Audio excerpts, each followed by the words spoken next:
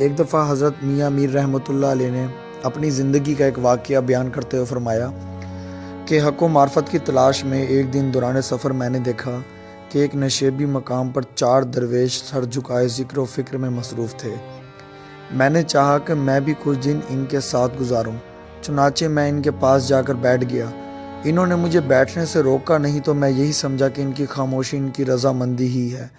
وہ لوگ نماز کے اوقات میں صف بندی کرتے اور ان میں سے باری باری ایک شخص امامت کرواتا۔ بعد ازاں وہ کثیر تعداد میں نوافل ادا فرماتے۔ میں بھی جیسے ان کو دیکھتا ویسے ہی کرنے کی کوشش کرتا، البتہ جب وہ وظائف میں مصروف ہوتے تو مجھے نہ پتہ چلتا کہ وہ کون سا کلام یا کون سی صورت کا ورد کر رہے ہیں، اور نہ ہی مجھے کبھی جرأت و جسارت ہوئی کہ میں ان سے پوچھوں۔ اس لیے مجھے جو مناسب لگتا میں وہی وظیفہ کرنا شروع کر دیتا۔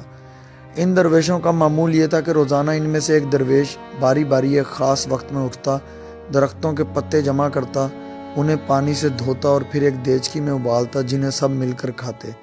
وہ کھانے کے دوران مجھے بھی اپنے ساتھ شامل کر لیتے تھے۔ 4 دن اسی طرح گزرے اور جب 5واں دن آیا تو ان درویشوں میں سے کوئی بھی درویش وقت مقرر پر پتے جمع کرنے کے لیے نہیں اٹھا۔ جب کچھ عرصہ گزر گیا تو مجھے سمجھ آئی کہ آج میری باری ہے، چنانچہ میں نے جا کر درختوں کے پتے جمع کیے، انہیں صاف پانی سے دھویا، دیچکی میں ابالا اور پھر ہم سب نے مل کر وہ کھانا کھایا اور رب رحیم و کریم کا شکریہ ادا کیا اور اس ذات پاک کی تسبیح بیان کی کہ جس نے ہمیں اس جنگل و بیابان میں خوراک فراہم کی۔ یوں ان کے ساتھ رہتے ہوئے مجھے تقریباً 2 ہفتے ہو چلے تھے کہ ایک دن یکا یک زور شور سے گھٹا اٹھی، بادل گرجا، بجلی چمکی اور پھر اس قدر موسلا دھار بارش ہوئی کہ جل تھل ہو گیا۔ ہم چونکہ نشیبی علاقہ میں تھے اس لیے وہاں پانی بھرنا شروع ہوا اور شام ہونے سے پہلے ہی اس قدر پانی بھر گیا کہ ہماری گردنوں تک آ گیا۔ ایسے میں مجھے ڈوبنے کا خدشہ پیدا ہو گیا، مگر وہ چاروں درویش ذکر و فکر میں انتہائی بے فکری کے ساتھ مصروف و مشغول رہے۔ تاہم میرے دل میں خیال آیا کہ یا باری تعالیٰ، کیا ہم اس پانی میں ڈوب جائیں گے؟ میرے دل میں اس خیال کا آنا ہی تھا کہ پانی تیزی سے نیچے اترنا شروع ہو گیا اور تھوڑی ہی دیر میں ایسے غائب ہو گیا جیسے کبھی تھا ہی نہیں۔ تمام تر پانی زمین میں جذب ہو گیا۔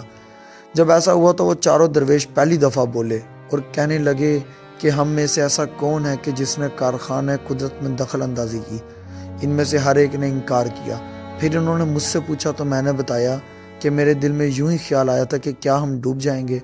میرے اس اقرار پر وہ سخت ناراض ہوئے۔